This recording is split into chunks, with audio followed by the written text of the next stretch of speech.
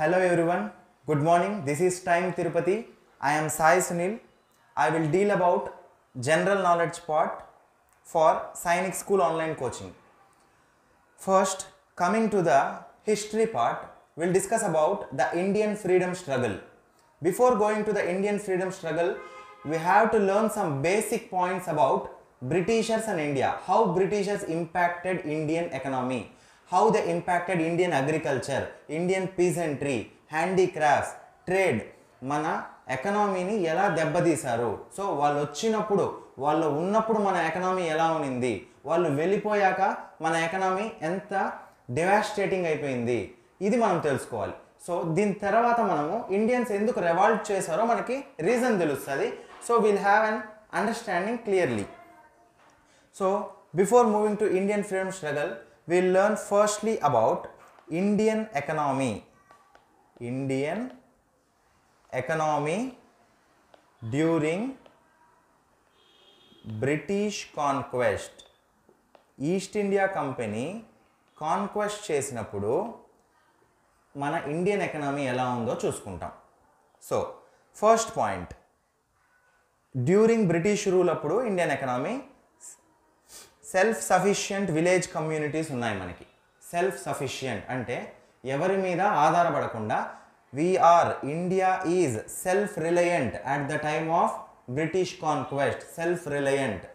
Now మనం current అఫైర్స్కి connect చేసుకుంటే PM Modi garu self reliant India కావాలనుకుంటున్నారు. సో సెల్ఫ్ రిలయంట్ ఇండియా అప్పుడు ఉన్నింది, మళ్ళీ ఇప్పుడు కావాలనుకుంటున్నారు. ఈ మధ్య గ్యాప్లో British looted our Indian economy.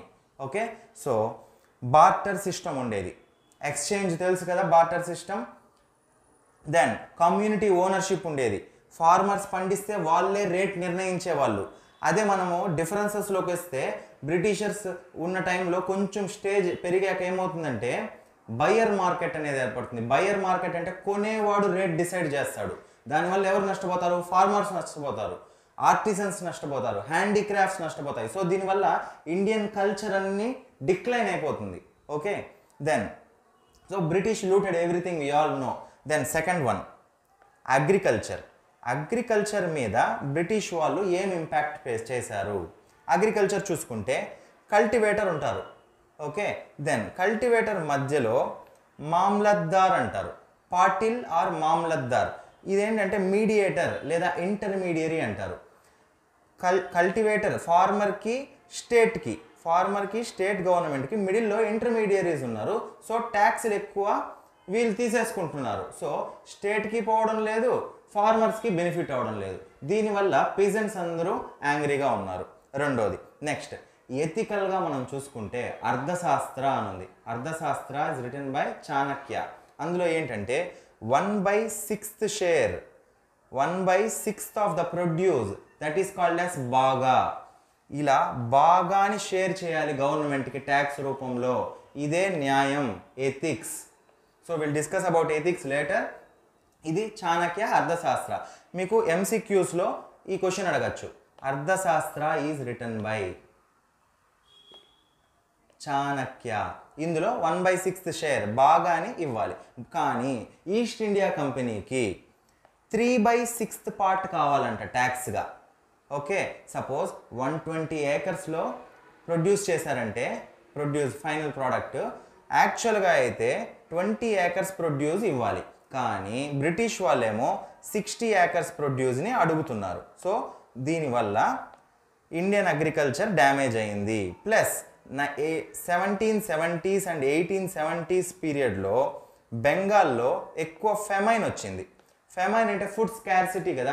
So ఈ ఫుడ్ స్కార్సిటీ ఎందుకు వచ్చింది అంటే పోవర్టీ వల్ల వచ్చింది. ఓకే, ఎందుకంటే ట్యాక్సులు కట్టుకుంటూనే ఉన్నారు, ఈ మామ్లద్దార్కి ట్యాక్సులు పే చేస్తూనే ఉన్నారు, స్టేట్ గవర్నమెంట్కి ట్యాక్సులు ఇస్తున్నారు. So peasants are getting poor, so they are unable to store some food grains.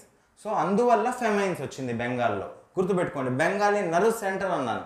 Brain ఎలా బాడీని కంట్రోల్ చేస్తుందో బెంగాల్ అలా కంట్రోల్ చేస్తుంది. గవర్నర్ జనరల్ ఆఫ్ బెంగాల్ అన్నారు. అదే governor of Madras, governor of Mumbai. కానీ పెద్ద ఆయన governor general of Bengal. Bengal నుంచి అడ్మినిస్ట్రేషన్ ఉండేది. ఏ political reforms, cultural reforms, administrative reforms, judiciary reforms ఏది కావాలన్నా బెంగాల్ నుంచి కంట్రోల్ అయ్యేది. ఇది summer capital, winter capital. Summer capital వచ్చేసి షిమ్లా బ్రిటిషర్స్కి. గుర్తుపెట్టుకోండి ఎంసీక్యూలో, వింటర్ క్యాపిటల్ ఈజ్ బెంగాల్, చలిగా ఉంటుంది కాబట్టి. బెంగాల్లో ఎండాకాలం ఉన్నప్పుడు సమ్మర్ క్యాపిటల్ షిమ్లాకి షిఫ్ట్ అయ్యేది, టోటల్ అడ్మినిస్ట్రేషన్ మొత్తం British administration. Then coming back, third point, urban economy. Handicrafts గురించి డిస్కస్ చేశాం కదా, ఆర్టిజన్స్ గురించి డిస్కస్ చేసాం. Cotton, silk, carpets, jewellery. ఈ బ్రిటిష్ కాన్క్వెస్ట్ ఉన్న టైంలో అంటే అరౌండ్ 1750s to 1800s, ఈ టైంలో 1/3 of global trade, 1/3 of global trade అంటే వరల్డ్ మొత్తం ట్రేడ్ ఇండియా గుప్పెట్లో ఉండేది. ఇండియా ఒక్కటే కంట్రోల్ చేసేది. 3 భాగాలు ఉంటే ఒక భాగాన్ని ఇండియా కంట్రోల్ చేసేది. అంత బలమైన ఎకనామీ ఇండియాది. బట్ ఈరోజు ఏమైంది, we are one of the developing countries, we are not even developed country. Then so మీరు ఇమాజిన్ చేసుకోండి, నేను ఇంపార్టెంట్ పాయింట్స్ ఇచ్చాను, కనెక్ట్ చేసుకోండి డాట్స్. అంత పవర్ఫుల్ ఎకనామీ ఇంత డెవాస్టేటింగ్ ఎకనామీ అయిపోయింది. సో కనెక్ట్ చేసుకోండి. Then how colonial rule impacted on agriculture. ఏమేమి రిఫార్మ్స్ పెట్టారు, ల్యాండ్ రెవెన్యూ సెటిల్మెంట్ సిస్టమ్ అంటారు కదా, ల్యాండ్ పాలసీస్, ఏ సెటిల్మెంట్స్ పెట్టారో చూద్దాం మనం. మెయిన్ మీరు హెడ్డింగ్స్ గుర్తుపెట్టుకోండి, ఆటోమేటిక్గా ఈజీ అవుతుంది. ల్యాండ్ రెవెన్యూ సిస్టమ్ గురించి అర్థం చేసుకోవాలి. East India company considered India as a estate. ఇండియాని వాళ్ళు ఒక ఎస్టేట్ రూపంలో భావించారు. అందువల్ల ఏం చేశారు, ఈ ప్లేస్లో ఏ పనైనా చేసుకోవచ్చు, we can utilize it for any kind of purpose. So అలా యూజ్ చేసుకున్నారు, అలా మన మనీ అంతా లూట్ చేశారు. Okay, so EIC used India as an estate, మీరు గుర్తుపెట్టుకోవాలి. Then end of village communities. End of village communities అంటే ఏంటంటే రూరల్ పీపుల్ అర్బన్కి రావడం స్టార్ట్ అయింది. ఎందుకంటే వాళ్ళకి అక్కడ పోవర్టీలో ఉన్నారు, ఫెమైన్స్, క్రాప్స్ లేవు, ట్యాక్స్ అడుగుతున్నారు. అందువల్ల రూరల్ పీపుల్ అంతా అర్బన్కి వచ్చేసి ఏదో ఒక వర్క్ చేసుకుందామని. ఇప్పుడు ప్రజెంట్ సినారియో ఉంది కదా, రుణమాఫీ లేదని, లేదా ఇంకోటని సూసైడ్ చేసుకోవడం, ఫార్మర్స్ బయట వచ్చేస్తున్నారు, అర్బన్ సిటీస్లోకి వస్తున్నారు, ఆటో డ్రైవర్స్గా అట్లా సెటిల్ అవుతున్నారు. ఓకే, అలా కావడానికి కారణం బ్రిటిష్. ఎందుకు ఏమని చెప్తారు, high taxes, famines, poverty. Okay, then ఇంకొక ఎంసీక్యూ చూడండి, main MCQ, peasant revolts. Peasant అంటే ఫార్మర్స్ కదా, రివాల్ట్స్ అంటే ఏంటో చూసుకోండి, గొడవలు కదా. పీజెంట్ రివాల్ట్స్ అన్నీ ఎక్కువగా జరిగింది ఏ సెంచరీ, 17th సెంచరీయా, 18ఆ, 19ఆ, 20ఆ అని అడిగినప్పుడు 19th సెంచరీ. అంటే 1801 నుంచి 1899 దాకా పీజెంట్ రివాల్ట్స్ ఎక్కువ జరిగాయి, గుర్తుపెట్టుకోండి. దెన్ డిఫరెంట్ ల్యాండ్ పాలసీస్ ఉన్నాయన్నమాట. ఈఐసి అడాప్ట్ చేసింది. ఈఐసి అంటే East India Company. First one diarchy. Points wise చెప్తాను చూడండి. First one diarchy, second one Izaradari system, third one Zamindari system, fourth one Ryotwari system, fifth one Mahalwari system. ఇప్పుడు చూడండి, 4th and 5th వన్ ఏమో 19th సెంచరీలో adapt చేశారు. ఓకేనా, after regulating acts, charter act ఇవన్నీ అయ్యాక ఎక్కువ రివాల్ట్స్. ఓకే, ఫస్ట్ 3 వచ్చేసి 18th సెంచరీ, గుర్తుపెట్టుకోవాలి. Diarchy, Izaradari, Zamindari 18th century, Ryotwari and Mahalwari 19th century. Mahalwari is also called as permanent settlement system. Will discuss deeply, don't worry. Diarchy అంటే చెప్తున్నాను చూడండి. డయార్కీ అంటే డ్యూయల్ గవర్నమెంట్. డ్యూయల్ గవర్నమెంట్ అంటే ఏంటంటే ఇద్దరు హెడ్స్ ఉంటారు, ఒకరు నామినల్ హెడ్, ఒకరు రియల్ హెడ్. ఇప్పుడు ప్రజెంట్ సినారియోలో చూసుకోండి, మీకు అర్థమయ్యే భాషలో చెప్తాను. ప్రెసిడెంట్ గారు ఉన్నారా, పిఎం గారు ఉన్నారు. President is a nominal head, PM is a real head. అలా ఒక ఇండియన్ని పెట్టేవాళ్ళు. ఇండియన్ ఏమో నామినల్ హెడ్, మాట వరుసకి. రియల్ హెడ్ ఏమో బ్రిటిషర్ ఉన్నారు, governor general Warren Hastings. Okay, అలా ఉండేది. అలా బెంగాల్ని పరిపాలించారు, అడ్మినిస్ట్రేషన్ చేశారు. దెన్ నెక్స్ట్ చూసుకుంటే economic impact of British rule in India. ఏ విధంగా మన మనీ లూట్ చేశారు, కొన్ని పాయింట్స్ గుర్తుపెట్టుకొని మనం ఫ్రీడమ్ మూవ్మెంట్లోకి వెళ్ళిపోదాం, స్ట్రగుల్లోకి. ఎకనామిక్ ఇంపాక్ట్ చూడండి. First point, impoverishment of peasantry. ఫార్మర్స్ని నాశనం చేశారు. ఎందుకు నాశనం చేశారు, సింపుల్గా ట్యాక్స్లు ఎక్కువ వేశారు. వాళ్ళు చేసిన ప్రొడ్యూస్లో ఎక్కువ మనీ లాగేసుకున్నారు. అందువల్ల పీజెంట్స్ నష్టపోయారు. Impoverishment of peasantry. Second point, stagnation of agriculture. Stagnation of agriculture ఏంటంటే వాళ్ళకి ఇన్సెంటివ్స్ ఇవ్వలేదు, లోన్స్ ఇవ్వలేదు. ఓకేనా. ఇప్పుడు పిఎల్ఐ అని ఒకటి ఉంది, ప్రోడక్ట్ లింక్డ్ ఇన్సెంటివ్. ఇది మీ కరెంట్ అఫైర్స్లో వస్తుంది ఎకనామీలో. ప్రోడక్ట్ లింక్డ్ ఇన్సెంటివ్ అంటే ఏ ప్రోడక్ట్ తయారు చేస్తారో దానికి తగ్గ మార్కెట్ బేస్ చేసి ఇన్సెంటివ్స్ ఇవ్వాలి. ఇప్పుడు సపోజ్ యూరియా ఉంది, యూరియాకి సబ్సిడీ ఇవ్వాలి కదా, గ్యాస్ సిలిండర్కి సబ్సిడీ ఇచ్చినట్టు యూరియాకి సబ్సిడీ ఇస్తారు, అది ఇన్సెంటివ్స్ అంటారు.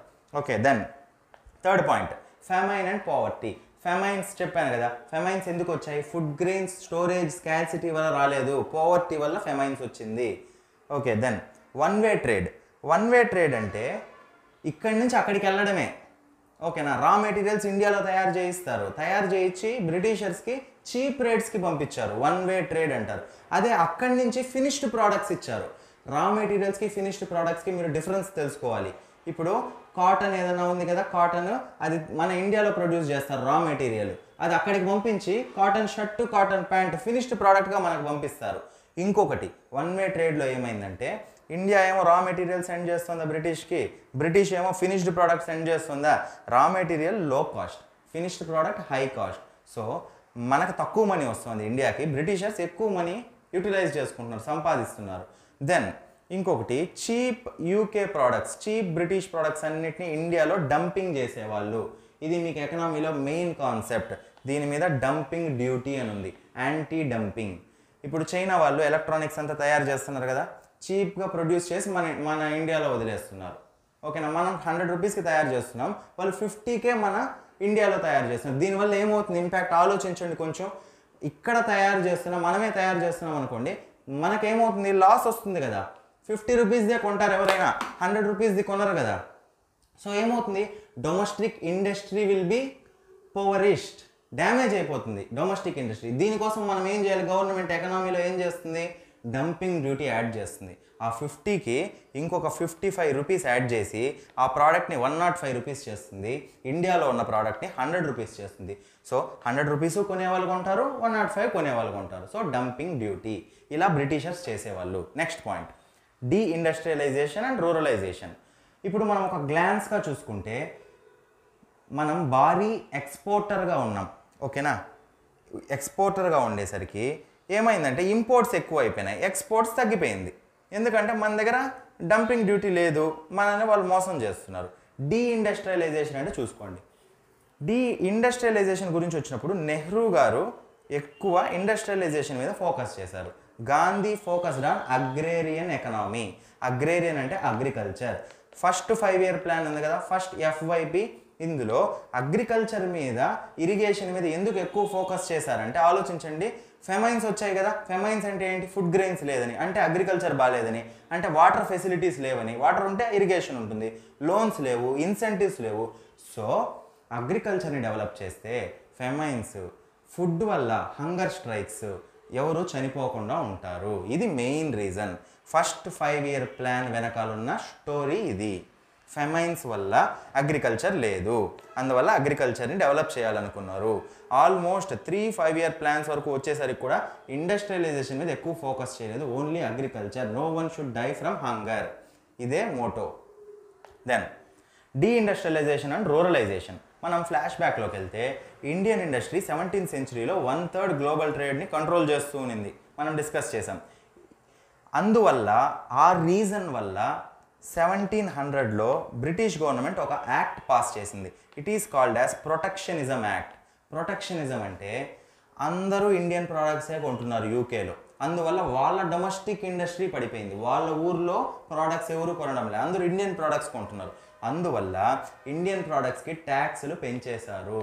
సో ఇండియన్ ప్రోడక్ట్స్ కాస్ట్ పెరిగిపోయింది. అందువల్ల బ్రిటిషర్స్ ఏం చేశారు, వాళ్ళ ఊర్లో తయారు చేసిన డొమెస్టిక్ ప్రోడక్ట్స్నే కొంటున్నారు. అందువల్ల ఇండియన్ ప్రోడక్ట్స్కి గిరాకీ తగ్గిపోయింది, మనకి ఎక్స్పోర్ట్స్ తగ్గిపోయింది, ఇంపోర్ట్ పెరిగింది, డెఫిసిట్ పెరిగింది. ఓకేనా. నెట్ బ్యాలెన్స్ అంటారు ఇంపోర్ట్కి ఎక్స్పోర్ట్కి. సో మనకి డెఫిసిట్ పెరిగిపోతుంది. ఓకేనా, అది రీజన్. దెన్ ఇంకా ఇండియన్ ట్రెడిషనల్ ఇండస్ట్రీస్ అన్నీ కుప్పకూలిపోయాయి, పడిపోయాయి. హ్యాండీక్రాఫ్ట్స్, ఆర్టిజన్స్, ఓకేనా, ప్రిన్స్ అండ్ నోబిల్ పీపుల్ ఉంటారు కదా, వాళ్ళు ఎవరైతే మన ఇండియన్ ప్రోడక్ట్స్ యూస్ చేస్తున్నారో ప్యాట్రోనేజ్గా అది డిమినిష్ అయిపోయింది రోజు రోజుకి బ్రిటిషర్స్ వల్ల. ఇవన్నీ నష్టాలే కదా. సో ఎకనామిక్ ఇంపాక్ట్ అంటే మీరు ఇవన్నీ రాయొచ్చు, మనకు జరిగిన నష్టాలన్నీ కూడా మీరు రాయొచ్చు. దెన్ నెక్స్ట్ చూడండి, బ్రిటిషర్స్ ఇంకొక ఇంపాక్ట్ ఏం చేశారంటే, ఇది ఒక రకంగా మంచిదే, ఆలోచించండి. యాంగ్లిసైజేషన్ ఆఫ్ సొసైటీ చేశారు. యాంగ్లిసైజేషన్ అంటే ఇంగ్లీష్ని పెంచారు. ఇంగ్లీష్ పెంచడం వల్ల ఒక రకంగా మంచి కమ్యూనికేషన్ డెవలప్ అయింది కదా. So take English as a communication, అలా మనం ఒక పాజిటివ్ ఇంపాక్ట్ ఇది. ఇంకొకటి, గూడ్స్ అన్ని సరఫరా చేయడానికి 18th సెంచరీలో రైల్వే స్టార్ట్ చేశారు. 18th సెంచరీ రైల్వేస్ వల్ల మనకి మంచే కదా జరిగింది. ఆ ప్రోడక్ట్స్ ఈ ప్రోడక్ట్స్ ఇక్కడి నుంచి అక్కడికి ట్రాన్స్ఫర్ అవుతూ వచ్చింది. దెన్ డ్రైన్ ఆఫ్ వెల్త్ అన్నాను కదా. డ్రైన్ ఆఫ్ వెల్త్ అంటే దాదాబాయ్ నౌరోజీ అనే ఆయన డ్రైన్ ఆఫ్ వెల్త్ అనే థియరీని కనిపెట్టారు. డ్రైన్ ఆఫ్ వెల్త్ అంటే ఇదే, మన ఇండియన్ వెల్త్ ఎలా డ్రైన్ అయిపోయింది, ఎలా రెడ్యూస్ అయిపోయింది. మెయిన్ ఈయన పేరు గుర్తుపెట్టుకోండి, దాదాబాయ్ నౌరోజీ. ఈయనని ఏమంటారంటే economic critic of British rule. British రూల్ని క్రిటిక్ చేశాడు, తప్పు చేశారు వాళ్ళు అని చెప్పి చూపించాడు. ఇదేంటంటే మీరు ఎక్కడ గుర్తుపెట్టుకోవాలంటే, ఇప్పుడు కల్చరల్ మూమెంట్స్ ఉంది కదా, ఎకనామిక్ వైజ్ బ్రిటిష్ మనల్ని ఎక్కడ డ్యామేజ్ చేసిందని ఈయన చెప్పారు. ఆర్కే దత్ అని ఒక ఆయన ఉన్నారు, ఆర్పి దత్ అని, ఓకేనా. ఇంకా సుబ్రహ్మణ్యం అయ్యర్, వీళ్ళందరూ ఏం చేశారంటే ఎకనామీని ఎలా వాళ్ళు డిమినిష్ చేశారో చెప్పారు, ఓకేనా. ఇలా హెల్ప్ అయ్యారు. నెక్స్ట్ ఇప్పుడు మనము ఫ్రీడమ్ స్ట్రగుల్కి వచ్చేద్దాం. దీన్ని మనం ఇంతకుముందు మాట్లాడిందంతా phase 1 అని అనుకుంటే, ఇది phase 2 ఆఫ్ ఫ్రీడమ్ స్ట్రగుల్. మీకు ఫ్రీడమ్ స్ట్రగుల్లో టోటల్ phase 7 వరకు వస్తుంది, గుర్తుపెట్టుకోండి. ఇప్పుడు మనం phase 2 గురించి డిస్కస్ చేస్తున్నాం, ఓకే. మనం phase 5 వరకు కూడా ఎండ్ చేయొచ్చు, ఎందుకంటే డిఫరెంట్ కాన్సెప్ట్స్ ఉన్నాయి అక్కడ. phase 2 చూడండి, యాక్షన్కి రియాక్షన్ ఇవ్వడమే phase 2. ఇంతసేపు బ్రిటిషర్స్ యాక్షన్ ఇచ్చారు, మన ఇండియన్స్ ఏం చేశారు, రియాక్షన్ ఇస్తున్నారు. At the time of 1857 revolt sepoy mutiny ఉంది కదా, అది యాక్షన్కి రియాక్షన్. ఇప్పుడు మనం phase 2 గురించి చూద్దాం. ఈ 1857 రివాల్ట్ ఏం చేసిందంటే మన సొసైటీని ఎన్లైటన్ చేసింది. ఎన్లైటన్ అంటే ఏంటి, కొంచెం బుద్ధిశాలిగా అవడం, తెలివి రావడం. గౌతమ్ బుద్ధుడు మహాపరినిర్వాణ అంటారు కదా, ఎన్లైటన్మెంట్ త్రూ మెడిటేషన్, ఓకేనా. అది ఎన్లైటన్మెంట్ అంటే. సో దానివల్ల ఏమైంది, పొలిటికల్ రిఫార్మ్స్ వచ్చింది, ఇండియన్ నేషనల్ మూవ్మెంట్ స్టార్ట్ అయింది. ఇంకొకటి ఏంటంటే మెయిన్ రీజన్ గుర్తుపెట్టుకోండి, మనకి ఇండిపెండెన్స్ ఎందుకు రాలేదో కూడా చెప్తా చూడండి. 1947 వరకు మనకి ఇండిపెండెన్స్ ఎందుకు రాలేదు, ఎన్నో రివాల్ట్స్ జరిగినాయి, పీజెంట్ రివాల్ట్స్ జరిగినాయి, సివిలియన్ రివాల్ట్స్ జరిగినాయి, అగ్రేరియన్ మూవ్మెంట్స్ జరిగినాయి. ఇన్ని జరిగినా కూడా మనకి ఇండిపెండెన్స్ ఎందుకు రాలేదంటే, గుర్తుపెట్టుకోండి, బెంగాల్లో ఇష్యూ జరిగితే బెంగాల్ వాళ్ళు మాత్రమే ఇన్స్పైర్ అయ్యి గొడవ చేశారు, రివాల్ట్ చేశారు. మహారాష్ట్రలో అయితే మహారాష్ట్ర, ఇంకొక చోట అయితే ఇంకొక చోట, అంతేకాని ఒక నేషనలిస్టిక్ ఐడియా లేదు. So there is no idea of nationalism, single motto లేదు, అండ్ క్యాపబుల్ లీడర్షిప్ లేదు. గాంధీజీ గారు 1915లో వచ్చాక క్యాపబుల్ లీడర్షిప్ వచ్చింది, అప్పుడు ఒక మాస్ మూమెంట్ క్రియేట్ చేశారు, నాన్ కోఆపరేషన్ మూమెంట్. దానివల్ల కొంచెంగా ఇండిపెండెన్స్ వచ్చింది. 1857 రివాల్ట్ని ఇంతకుముందు వరకు ఫస్ట్ వార్ ఆఫ్ ఇండిపెండెన్స్ అనేవాళ్ళు. ఇండిపెండెన్స్ కోసం జరిగిన ఫస్ట్ వార్గా పరిగణించేవాళ్ళు ఎవరు, గవర్నమెంట్ ఆఫ్ ఇండియా, GOI.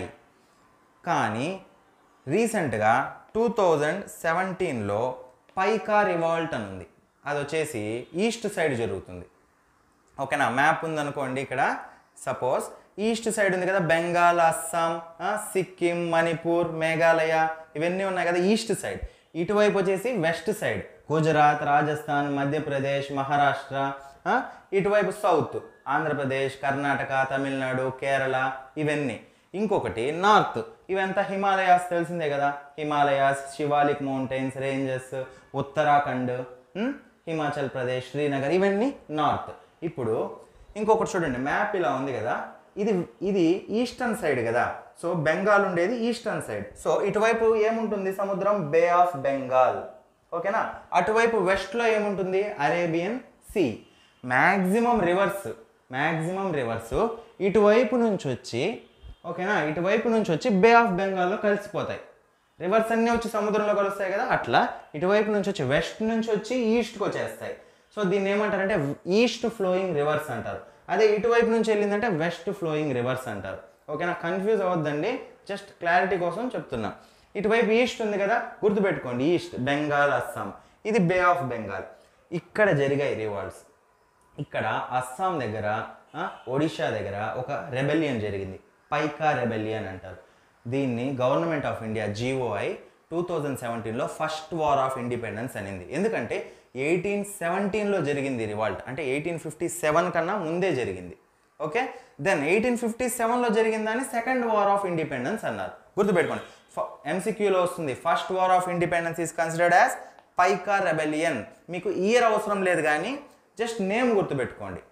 అదే 1857లో మీరు ప్రతి ఇయర్ గుర్తుపెట్టుకోవద్దండి, 1857 అనే ఒక బేస్ ఇయర్ని గుర్తుపెట్టుకోండి. ముందు జరిగిందా వెనక జరిగిందా అలా గుర్తుపెట్టుకోండి, ఎందుకంటే ప్రతి ఇయర్ గుర్తుపెట్టుకోవడం కష్టం. సో మీరు ప్రీ 1857, పోస్ట్ 1857 అలా గుర్తుపెట్టుకోండి. So pre 1857 is first war of independence, 1857 is second war of independence declared by government of India. ఎవరు పడితే వాళ్ళు రెగ్యులేట్ చేయడానికి లేదు, డిక్లేర్ చేయడానికి లేదు, only government of India. So with this మనం phase 2 ఆఫ్ ఫ్రీడమ్ స్ట్రగల్ని మళ్ళీ మనం నెక్స్ట్ క్లాస్లో కంటిన్యూ చేద్దాం. Okay, thank you very much.